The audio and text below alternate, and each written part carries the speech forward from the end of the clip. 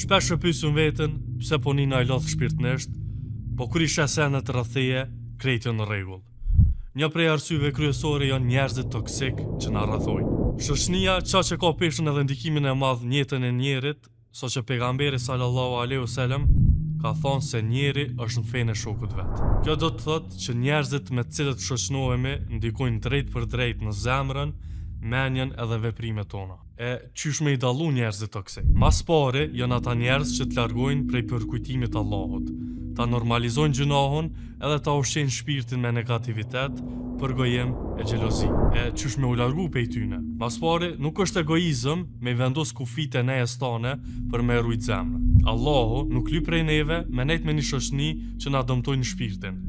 Largimi prej njerëzve toksik është ibadet, kur është në pyetje imani jot. Fundja, qetësinë që jetu e lyp, nuk e gjen te njerëzit, por te Allahu.